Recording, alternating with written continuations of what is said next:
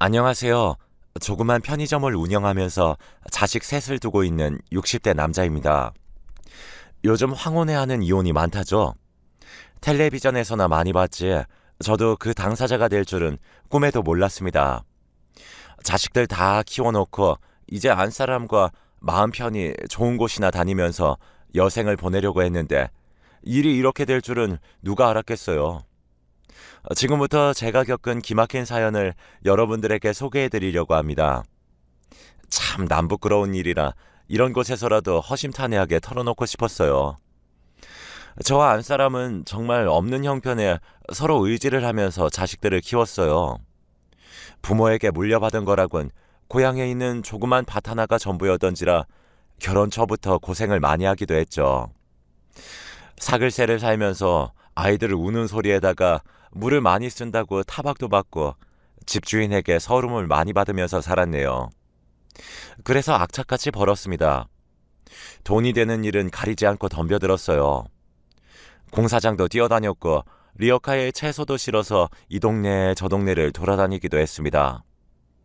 힘들어서도 자식들 커가는 걸 보니 안 사람과 저는 이렇게 사는 게 잘 살고 있는 거라고 생각하며 위안을 삼았어요. 이곳저곳에서 일을 하다 보니 고마운 사람들도 참 많이 만났습니다. 그중 한 분에게 같이 식당이라도 해보지 않겠냐고 물어오는 제의에 저도 더 이상 떠돌아다니지 않고 한자리에서 정착을 해야겠다 마음을 먹었고, 밥도 할 줄 모르는 제가 그분과 함께 중화음식점을 차리게 되었습니다. 그분은 예전에 10년 넘도록 중화음식점에서 일을 해본 경력이 있던 터라 문제될 것은 없었습니다. 저도 그분의 어깨 너머로 음식을 배웠고요. 식당은 금세 입소문이 나서 손님들의 발길이 끊이지 않았습니다. 남의 일만 해주다가 직접 가게를 차리고 돈을 벌어보니 수입의 단위가 달라지더군요. 이제껏 열심히 산다고 몸 부서져라 일을 해도 만지지 못할 돈을 만졌습니다. 그 돈으로 우리 5식구가 편히 발 뻗고 살 집도 사게 되었고 매 끼니마다 자식들에게 고기도 먹일 수 있었습니다. 하지만 좋았던 시절도 잠시였네요. 돈을 만지기 시작하니 사람이라는 게 욕심이 생기기 마련인가 봅니다. 참 믿었던 사람인데 그 사람은 저 없이 혼자 장사를 하면 더 많은 돈을 남길 수 있을 거란 생각이 들어 저더러 돈을 줄 테니 이 가게에서 나가라고 하더군요. 어쩌겠습니까? 매일 가게 안에서 얼굴을 마주봐야 하는 사람이 저와 하기 싫다는데 버틴다고 한들 눈총이 따가워서 제가 일을 할 수가 있겠어요? 하는 수 없이 얼마의 돈을 받고 그 가게에서 나오게 되었습니다. 그때 큰아이가 이제 군에서 전역할 때쯤이었으니 아직 둘째 셋째를 대학에도 보내야 하는데 저 혼자 가게를 책임지고 있던 터라 넋놓고 가만히 있을 수가 없는 상황이었어요. 할 줄 아는 거라고는 어깨 너머로 배운 식당 일이 전부인데 제가 다른 일을 선택할 수 있었을까요? 3개월을 준비하고 저는 또다시 다른 동네에서 중화음식점을 개업하게 되었습니다. 두 번째라 쉽게만 생각했었는데 세상 일이 녹록지 않았어요. 찾아오는 손님도 없어 가게 안은 파리만 날아다니고 몇 개월이 지나니 직원들 월급도 챙겨주지 못하는 못난 사장이 되어 있더군요. 결국 평생 집에서 살림만 하던 안 사람도 지인의 마트에 나가 돈을 벌어오기 시작했습니다. 손님이 없으니 자연히 그동안 모아둔 돈을 조금씩 갉아먹어가며 하루하루 가게 문을 열고 있었고 1년이 지나자 드디어 파리만 날리던 가게도 조금씩 손님들이 모여들기 시작했어요. 이전 가게만큼 성황은 아니었지만 그럭저럭 아끼면 5식구가 먹고 살 만큼은 벌기 시작했고 전체적으로 일을 담당할 매니저까지 있을 정도로 여유가 있었습니다. 그렇게 짜장면 한 그릇, 짬뽕 한 그릇 쌓여가는 그릇 수만큼 세월이 흘러 큰아들과 둘째 아들은 장가도 보내고 막내딸은 좋은 직장을 다니고 있어서 걱정하지 않아도 될 만큼 자식들을 키워냈습니다. 이제 다 끝났다 싶어서 남은 여생만큼은 안 사람과 누리지 못한 것들을 누리고 살려고 얼마 전 작은 편의점을 하나 차려서 걱정 없이 살려고 했죠. 그러던 어느 날 벼랑간 안 사람이 저에게 이혼을 요구했습니다. 여보, 이제 자식들도 다 키웠고 삼시세끼 밥도 잘 먹으니 내가 당신에게 시집와서 할 도리는 다 한 것 같다. 그래서 말인데 이제는 내 인생 살고 싶어. 그게 무슨 말이야? 당신 인생을 살다니. 지금 우리 잘 살고 있잖아. 당신이랑 이혼하고 싶어. 머리가 갑자기 멍했습니다. 그날은 평소와 같은 정말 평범한 날이었죠. 안사람 입에서 이혼 이야기가 나오기 전까지 이혼에 대한 어떤 징조도 없었습니다. 이혼? 대낮에 뜬금없이 이혼이라니. 왜? 내가 당신에게 잘못한 거라도 있어? 없어. 당신은 참 성실하고 좋은 아버지야. 근데 좋은 남편은 아니었지. 그래서 난 이혼하고 싶어. 내가 당신에게 좋은 남편이 아니라니. 내가 외간 여자랑 바람을 폈니? 아니면 당신을 못 살게 굴었니? 도대체 내가 알아들을 수 있게 이야기해봐. 자식들 키우면서 아등바등 살다 보니 당신은 항상 돈밖에 몰랐지. 난 사랑받으면서 살고 싶었는데 세월이 지나고 돌이켜보니까 아무것도 남는 게 없어. 그럼 이 나이에 사랑이라도 찾아서 떠나겠다는 거야? 정신 차려. 이제야 고생이 끝이 났는데 이혼이라니. 절대 안 돼. 당신 자식들은 어떻게 보려고 그래? 평생 자식들 생각하며 살았는데 이제부터는 그렇게 안 살 거야. 나만 생각하며 살 거야. 제발 이혼해줘. 미자료 그런 거 필요 없으니까 몸만 나가게 해줘. 나이가 들어 돌이켜보니 남는 게 아무것도 없다는 아내는 돈도 필요 없다면서 이혼만 해달라고 제게 빌었습니다. 전 이혼만은 절대로 안 된다고 으름장을 놓고 집을 나왔죠. 어떻게 해야 할지 모르겠습니다. 친정 부모도 다 돌아가시고 갈 곳도 없는 아내와 이혼을 해야 하는 걸까요? 누구에게도 상의하지 못하고 저 혼자 며칠을 끙끙 앓으며 고민했어요. 결국 저 혼자 내린 결론은 이혼은 절대 안 된다였죠. 이미 늙은 나이에 제가 망신당하는 게 부끄러워서가 아닙니다. 이유는 아내였어요. 친정부모 두 분 모두 돌아가시고 형제 자매도 없이 외동인 아내는 저와 이혼을 하게 되면 갈 곳이 없는 사람입니다. 더욱이 생판남이라도 세월이 쌓이면 정이 쌓이는데 아내와 저는 자그마치 몇십 년이 넘는 시간 동안 함께 힘든 일, 슬픈 일, 기쁜 일 모두 동고동락했는데 어떻게 하루아침에 남남이 될 수 있겠어요. 자식들 문제도 마찬가지고요. 우리 막내딸 아직 시집도 못 갔는데 부모가 이혼했다는 사실로 받을 상처가 무서웠습니다. 제 생각으로는 이혼을 하면 안 되는 이유가 수만 가지라 아내의 이혼 요구를 받아들일 수 없었어요. 며칠 뒤 저는 아내를 불러 앉히고는 제 생각을 말했어요. 아무리 생각을 해봐도 당신이 왜 이혼을 하려는지, 그리고 이혼을 하면 어떻게 될지 고민을 해봐도 이혼은 아니야. 서운한 게 있다면 내가 더 잘할게. 이혼 이야기는 안 꺼냈으면 좋겠어. 왜 이혼하면 안 되는데? 내가 원한다는데 당신은 그것도 못 해줘? 내가 돈도 필요 없다고 그랬잖아. 내가 돈 때문에 이러는 것 같아?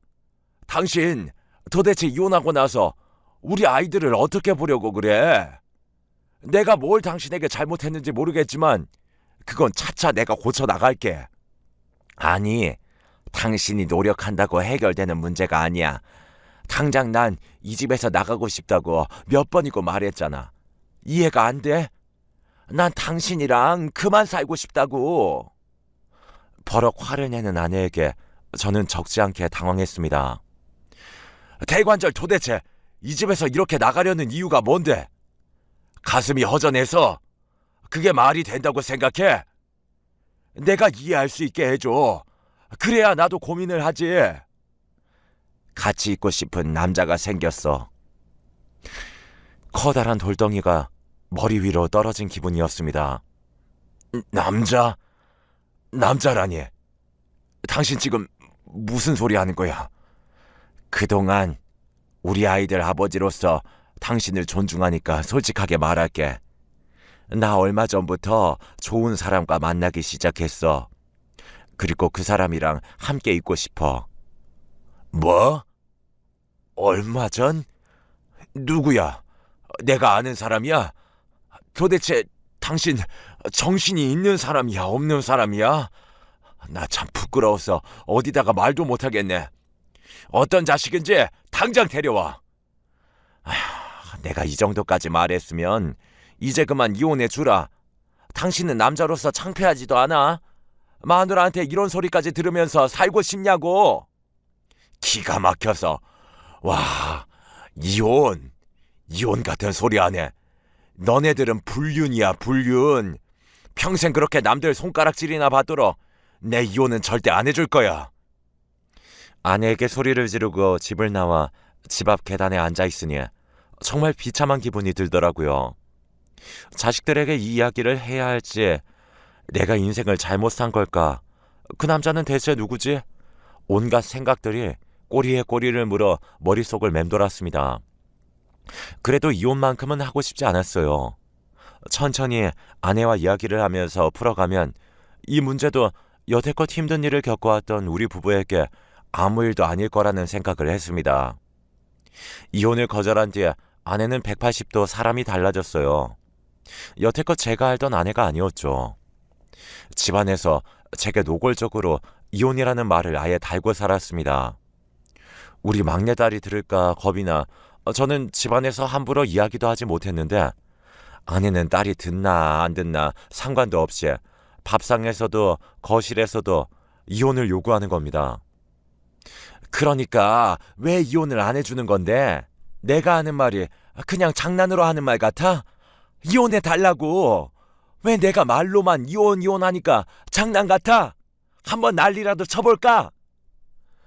말투는 날이 갈수록 공격적으로 변해갔고 나중에는 행동까지 난폭해졌습니다. 화병을 깨뜨리는 것이 점점 TV를 부수고 안방문을 부수는 등 날이 갈수록 폭력적으로 변해가는 아내를 보면서 저는 매일매일 집으로 들어가는 게 지옥이었어요. 이혼 안 할 거면 나랑 같이 죽자. 그럼 되잖아. 왜? 내가 하는 말이 듣기 싫어? 내 말이 아직도 우습냐고. 그래, 한번 해보자. 아내는 주방으로 달려가 도마를 들고 집안의 물건들을 마구 때려 부수기 시작했어요. 여보, 제발 좀 그만해. 도대체 왜 그러는 거야? 진정 좀 하라고. 진정? 내가 지금 진정하게 생겼어? 내가 이렇게 뭐라도 부숴야지 네가 내 말을 듣잖아. 네 마누라가 딴 남자랑 살고 싶다는데 날 왜 붙잡는 거냐고. 넌 부끄럽지도 않냐? 이 등신 같은 놈아. 저런 등신 같은 놈이랑 이제껏 살았던 내가 바보다, 바보. 얼른 이혼하고 서로 갈 길 가자고. 넌 네가 죽고 못 사는 자식들이랑 살아. 3주 동안 저는 그렇게 지옥 같은 하루하루를 보내왔습니다.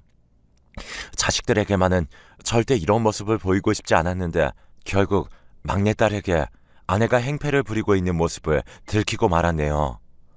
엄마 도대체 무슨 짓이야? 집안 꼴이 왜 이래? 아빠는 왜 그래? 뺨에서 피나는데 도대체 무슨 일이냐고. 아이고, 같은 김신의 핏줄이라고 지 아빠만 감싸는 거 봐라. 넌 엄마가 왜 이렇게까지 하는지 궁금하진 않니? 참나, 자식 새끼 키워봐야 별 볼 일 없구나.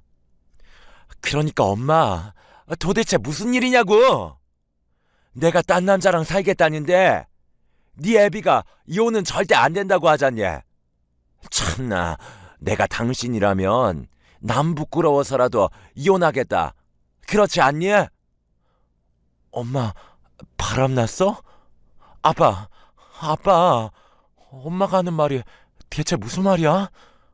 비참했습니다. 자식에게 이런 모습이나 보이고 딸의 얼굴을 차마 볼 수 없었어요. 야, 네 딸이 묻잖아. 대답해야지. 이 자식은 뭘 물어보면 대답을 못해. 이 등신 같은 놈아. 땅바닥만 쳐다보고 있는 제게 아내는 다시 달려들려고 했고, 딸은 그런 아내를 막느라 그만 넘어지면서 바닥에 깨진 유리에 손을 다치고 말았어요. 저는 크게 놀라 딸을 데리고 집 밖으로 나왔습니다. 병원으로 가려는 저를 딸은 근처 공원으로 데려갔고, 그곳에서 부끄럽지만 지난 3주 동안 있었던 일을 딸에게 이야기했습니다. 진짜야? 그 말이 진짜야, 아빠? 나는 믿어지지가 않아. 진짜 어이가 없네? 아빠, 그냥 이혼해버려. 아빠는 내가 모시고 살면서 평생 책임질게. 다시는 엄마 안 보고 살 수 있어? 그래도 그러면 안 되지. 평생 너랑 오빠들 키우느라 얼마나 네 엄마가 고생을 했는데. 그렇지만 아빠는 우리 키우느라 고생 안 했어? 비가 오면 비 맞으면서 눈이 오면 눈 맞으면서 우리 키워낸 거잖아. 그런 아빠를 두고 엄마는 어떻게 이럴 수가 있어? 그 일이 있고 3일이 지난 토요일, 딸아이가 오빠들에게도 말을 했는지 모두들 집으로 찾아왔더군요. 놀란 얼굴로 제게 자기가 들은 이야기가 많냐며 묻는 아이들에게 저는 딸에게 했듯이 그동안의 이야기를 말해주었죠. 첫째는 심란한 얼굴로 테이블만 뚫어져라 쳐다보며 생각에 잠겼고, 둘째는 셋째와 함께 화를 내더군요. 진짜 우리 엄마 미친 거 아니야? 엄마 나이에 바람이라니. 말도 안 돼. 아무리 남자에게 미쳤다고 해도 그렇지. 아버지에게 손찌검까지 하다니. 이건 말도 안 돼. 맞아, 오빠. 진짜 이대로 두었다가는 아빠가 엄마한테 맞아 죽겠더라니까. 우리 아빠 이렇게 사는 거 나 용납 못해.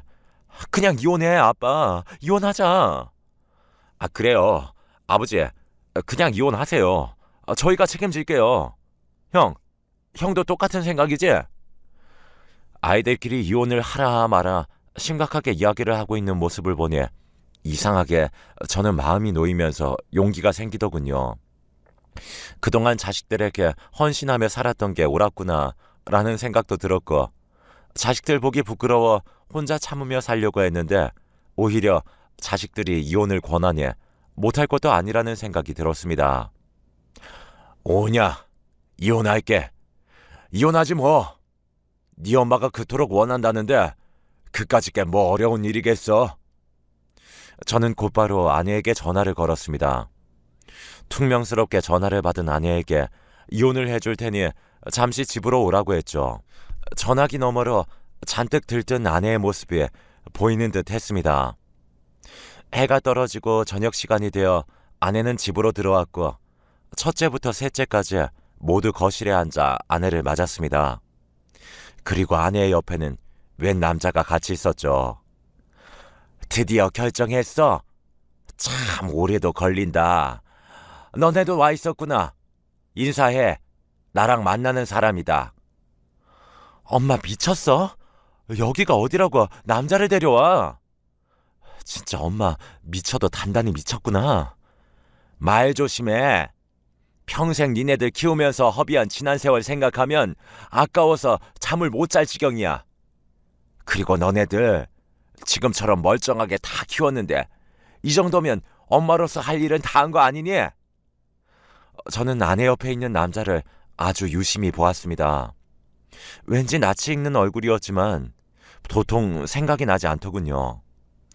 아내와 남자는 거실로 들어와 자리에 털썩 앉고는 이혼 서류를 제게 내밀었습니다. 도장 찍자. 이거 쓰고 법원에 제출하면 끝이래. 그리고 내 짐은 오늘 가져갈 거니까 그동안 아이들 키우면서 고생했고 당신도 남은 날들 잘 지내길 바래. 이혼을 결심하고 나니 아내의 빈자리가 느껴져 밤마다 친구들과 술 한잔 기울이는 게 낙이었는데, 그날도 제가 예전 중화음식점을 했을 때 가게 매니저를 했던 친구와 술자리를 갖게 되었어요. 저는 이혼 이야기는 한마디도 꺼내지 않고 그동안 어떻게 지냈는지 예전 장사할 때 있었던 일들을 안주 삼아 술을 마셨죠. 형님, 기억나세요? 예전에 우리 가게에서 일하겠다면서 들어온 꼴통 하나 있잖아요. 걔는 잘 지내려나 모르겠네. 진짜 꼴통이었는데. 누구? 우리 가게에 그런 애도 있었나? 왜 있잖아요. 돈 없어서 열심히 일하겠다고 들어와서는 이틀 만에 경찰한테 붙잡혀간 놈. 저는 그때 그 놈이 문득 떠오르면서 정신이 번쩍 들었습니다. 배달하는 직원 한 명이 말도 없이 그만두는 바람에 새로 뽑았던 꼴통 직원 한 명. 중화음식점을 할 때 가게 매니저가 새로운 직원을 뽑았다고 해서 처음 인사를 했을 때 그 직원의 나이에 저는 깜짝 놀랐습니다. 많아봐야 30대 후반이던 다른 직원들에 비해 그놈은 40대 중반의 나이였으니까요. 결혼도 안 했고 자식도 없고 집도 없어서 저희 가게에서 먹고 자던 사람이었습니다. 그런데 일을 한 지 이틀 만에 경찰서에서 연락이 왔었죠. 여자 혼자 있는 집에 배달 가서 헬멧을 쓰고 돈이 될 만한 물건을 훔쳐나왔다고요. 저는 다른 실수는 눈 감아줄 수 있어도 범죄만큼은 그냥 넘어갈 수가 없었습니다. 남의 물건이나 훔치는 놈을 제가 뭘 믿고 함께 일할 수 있겠어요? 실수라면서 빌던 그 녀석을 당장 잘라버렸죠. 잘못했으면 우리 가게의 돈도 다 털릴 뻔했다는 사실에 정말 큰일 날 뻔했다는 생각도 들었네요. 그리고 한참 세월이 지나니 잊고 살았는데 벼랑간 그 녀석의 얼굴이 떠오르면서 온몸에 소름이 끼쳤습니다. 아내가 이혼 서류를 내밀 때 옆에 함께 있던 남자, 그 남자와 그 직원의 얼굴이 그제서야 겹치게 보이더군요. 세상에 어떻게 이런 우연이. 순간 저는 웃음이 터져 나오는 걸 주체하지 못하고 크게 한바탕 웃어버렸습니다. 자식이며 남편이며 모질게 버리고 간 아내가 선택했던 남자가 그런 후레자식이라니. 무슨 일인지 영문도 모르는 가게 매니저를 뒤로하고 저는 술집에서 나와 아내에게 전화를 걸었습니다. 늦은 시간이라 그런지 전화를 받지 않아 문자로 내용을 남겨두었죠. 당장 내일 이혼 도장 찍자고 말이죠. 날이 밝기가 무섭게 이혼 서류를 들고 다시 찾아온 아내와 함께 그 자리에서 도장을 찍고 또 한 번 배꼽이 빠져라 웃었습니다. 아내는 저를 미친 사람이라도 보는 듯한 표정으로 봤지만 그런 건 더 이상 중요하지도 않았어요. 이후 법원으로 가서 서류를 제출하고 마지막 두 번째 출석일이 되어 법원에 출석해 합의이혼 절차를 모두 마쳤습니다. 시작은 정말 어려웠는데 끝은 정말 간단하더군요. 기분이 참 묘했습니다. 아내는 돈도 필요 없다면서 제가 처음 했던 말과 같이 몸만 이 집에서 나가버렸습니다. 집안이 텅 비었죠. 저는 아내에게 마지막으로 밥 한 번만 먹자고 부탁을 했어요. 이혼을 다시 생각해달라고 부른 자리는 아니었습니다. 그 자식의 정체를 말해주려고 만든 자리였죠. 네가 함께 살고 있는 그 남자가 어떤 사람인지 너무 잘 알고 있다면서 말을 꺼낸 저는 제가 알고 있는 그 자식에 관한 이야기를 전부 아내에게 말해주었습니다. 돈도 없이 가게에서 먹고 자며 생활을 했던 사람, 그리고 가장 중요한 돈에 눈이 멀어 절도를 한 범죄자라는 사실까지 다요. 제 말을 다 듣고 난 아내는 잠시 아무런 말도 없다가 그럴 리가 없다며 자리를 박차고 나가버리더군요. 알고 보니 그 자식은 저희 집으로 아내와 왔을 때 저는 바로 그놈을 몰라봤지만 그놈은 저를 알아봤다고 하더라고요. 그런데 저를 알아봤으면서 고개를 빳빳이 들고 저와 제 아이들을 쳐다봤다는 걸 생각하니 소름이 돋는 것 같았습니다. 한마디로 그놈은 양심도 없고 자기가 무슨 생각을 하고 있는지 아무 생각도 없는 그냥 양아치일 뿐이었습니다. 그런 남자를 아내가 선택했다는 게 더욱 마음이 아프더군요. 하지만 더 이상 말릴 수도 없었어요. 아내는 이미 그놈에게 빠져들고 있었고 쾌락에 눈이 멀어 아무것도 보이지 않는 한심한 여자로 변해 있었으니까요. 사람이 어떻게 한순간에 변할 수 있는지 무서웠습니다. 다음날 아침 날이 밝기가 무섭게 아내에게서 4통의 부재중 전화가 걸려와 있었습니다. 핸드폰을 확인하면 연락달라는 아내의 문자 메시지도요. 저는 목소리를 가다듬고 아내에게 전화를 걸었죠. 통화음이 한 번 채 울리지도 않았는데 아내가 다급히 전화를 받았습니다. 너 일부러 나 속인 거지? 도대체 무슨 속셈으로 속인 거야? 속였다고? 뭘? 내가 뭘 속였는데? 아내는 제 말이 채 끝나기 전에 서럽게 울기 시작했어요. 울먹이는 목소리 사이사이로 들리는 말을 정리해보니 아마도 아내는 어제 제가 한 말을 그 남자에게 전했고 그 남자에게 버림받은 듯한 내용이었죠. 그 자식이랑 죽고 못 살아서 이 집을 나가더니 헤어지긴 왜 헤어진 거야? 당신이랑 짜고 나 속인 거잖아. 당신이 그 사람 콜라텍에 보내서 나 꼬시게 만든 거 아니야? 맞잖아. 나 이제 어떡해. 그 사람 때문에 다 버리고 나왔는데. 콜라텍? 아이고, 등신아. 겨우 콜라텍에서 본 남자 때문에 나랑 우리 자식들을 버리고 나간 거라고? 기가 막혀서 원. 어떻게 하긴 어떻게. 혼자 알아서 해결해야지. 그럼 잘 살아. 끊는다. 결국 아내와 바람을 핀 그놈은 아내가 그런 사실이 있었는지 계속해서 추궁을 하자 사람이 돌변해서는 이제라도 알았으면 그냥 꺼지라고 했다더군요. 아내는 이 남자와 저 몰래 6개월을 만나면서 결국 모든 걸 잃게 되었습니다. 그놈은 아내를 정말 사랑해서 만난 게 아니라 아내가 가지고 있던 8천만 원 상당의 돈을 노리고 접근했던 것 같아요. 그 돈은 아내가 위암 초기 진단을 받아 보험회사에서 받은 돈들이었죠. 지금은 뭐 완치가 된 상태지만 그 돈 하나 믿고 제게 한 푼도 안 받아도 되니 이혼만 해달라고 그렇게 저를 성가시게 한 거였습니다. 다행히도 아내는 이혼하고 곧장 제가 그 자식에 대해 얘기를 해줘서 돈은 뜯기지 않은 걸로 보였고요. 정말 아내가 미웠지만 돈을 뜯기지 않았다는 사실이 그나마 다행이라고 생각했어요. 그 돈은 아내 몸뚱아리에서 안 좋은 걸로 받아낸 귀한 돈이었으니까요. 아내는 친정도 없어서 누구에게 도움 하나 받지 못하고 외롭게 지낸다고 하던데 저는 전혀 불쌍하지 않았어요. 저와 우리 아이들이 느끼는 배신감과 실망감에 비하면 세 발의 피죠, 사실. 얼마 전에도 아내가 동네 사람들을 불러다 놓고 그렇게 제 흉을 보고 있었다는 사실을 옆집 사는 아주머니에게 들을 수 있었습니다. 그 아주머니의 말에 따르면 전 아내는 저희 남편 다 아시죠? 제가 말 못할 실수를 조금 하긴 했는데 그걸 꼬투리 잡아서 재산 눈꽃만큼도 안 주고 제게 이혼을 요구한 거 있죠? 평생을 지 새끼들 힘들게 키우고 내조했더니 내가 여자라고 이렇게 쓰레기처럼 버려질 수 있나요? 이제는 아이들 다 키워놨더니 제가 필요 없나 봅니다. 그래서 이 동네 안 떠나고 평생 얼마나 잘 사는지 보려고요. 평생 저주하면서 살 겁니다. 다들 제 심정 아시겠어요? 그러니 그 인간 보면 욕바가지라도 세게 해주세요. 저는 억울해서 못 살겠습니다. 라며 어떤 말을 했는지 얼마나 가식적으로 눈물을 흘리고 얘기했는지 말해주더군요. 그런데 그건 전 아내만의 착각이었어요. 거기에 있었던 그 옆집 아주머니의 아저씨는 저와 자주 술을 마시고 아는 형님 동생 하는 사이였거든요. 그래서 어느 날도 소주 한잔하며 아내와의 이혼 얘기를 조심스럽게 꺼내게 되었고 왜 이런 사달이 일어났는지 자세히 말해준 적이 있었습니다. 왜 그랬냐면 제가 감추려고 한다면 동네에서 오히려 소문이 이상하게 날 수도 있고 볼 때마다 아내에 대해 물어볼 수도 있었기 때문이었죠. 그 이야기를 들은 형님은 집에 들어가서 형수님에게 얘기를 해줬었나 보더라고요.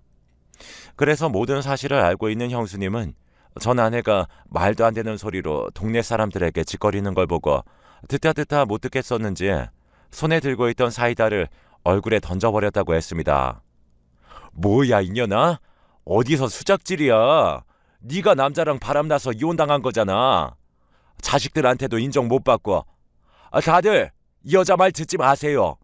완전 이거 다 거짓말이에요. 어디서 자기가 잘못해서 이혼당한 주제에 동네 사람들을 이간질시키고 있어. 썩 꺼져! 라고 말하고 쫓아버렸다고 하더라고요. 그 아주머니는 이 동네에서 거의 40년을 넘게 살았기 때문에 거의 동네에서 모를 사람이 없을 정도로 파워가 막강한 사람이었죠. 그리고 아주머니가 더 오버하면서 그런 이유가 있었습니다. 아주머니 아들과 결혼한 며느리가 결혼 2년 만에 바람나서 아들이 이혼을 한 적이 있었거든요. 그래서 이 아주머니는 바람 피는 인간들을 거의 저주하는 수준이셨고요. 그런 와중에 저에 대한 이간질을 동네 사람들한테 시키려고 하고 본인이 바람을 폈으면서 반성을 하진 않고 뻔뻔하게 나오는 모습을 보고 남일 같지 않아 그렇게 행동을 했다고 하더군요. 저를 대신에 시원하게 한번 먹여주신 것 같아서 너무 고마웠습니다. 그 아주머니 아니었으면 전 완전 동네에서 한순간에 쓰레기가 될 뻔했으니까요. 그렇게 몇 달 정도 시간이 흐르고 아내는 결국 다른 곳으로 이사를 갔어요. 자식들은 어머니를 용서해 준 건 아니지만 그래도 어떻게 부모 자식의 인연이 끊어질 수가 있나요? 예전만큼은 아니지만 잘나도 못나도 본인들을 낳아준 엄마니까 가끔 연락하고 왕래는 하고 있다고 했습니다. 물론 제게 그래도 되는지 조심스럽게 물어봐서 그러라고 했고요.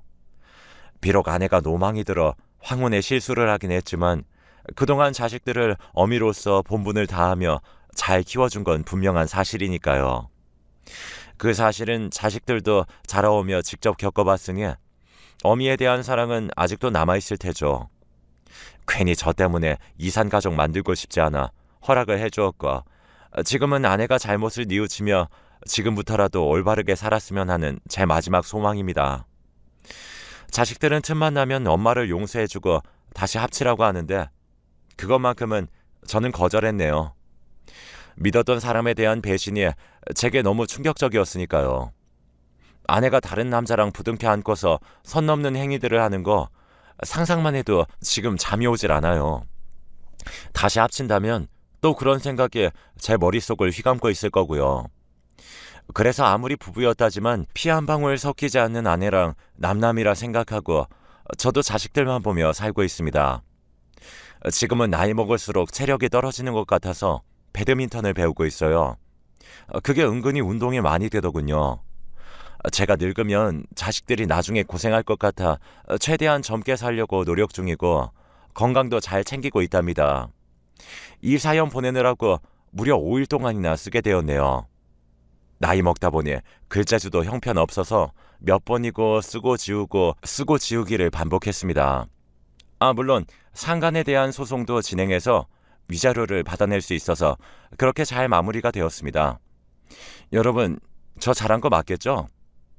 아내를 냉정하게 뿌리치고 다시 받아들이지 않는 거 정말 맞는 선택이긴 하겠죠. 술 한잔 먹고 보니 왜 이런 생각도 드는지 모르겠네요. 보잘것없는 내용일 수 있지만 지금까지 제 사연 잘 들어주셔서 감사드리고 제가 마지막으로 부탁 한마디 하고 마치도록 하겠습니다. 누구나 사람은 실수는 할 수 있어요. 하지만 가족의 신의를 저버리는 실수는 절대 하지 말았으면 합니다. 그 고통을 받은 당사자는 말도 표현할 수 없을 만큼 힘들고 괴롭습니다. 가족이 없다면 그만큼 외로운 게 없습니다. 그러니 요즘 이렇게 힘든 시국일수록 가족들끼리라도 똘똘 뭉쳐서 지혜롭게 잘 이겨내셨으면 합니다. 저도 앞으로 많이 배우며 많은 걸 보고 깨달으며 살도록 하겠습니다. 여러분 모두 건강하세요. 감사합니다. 감사합니다.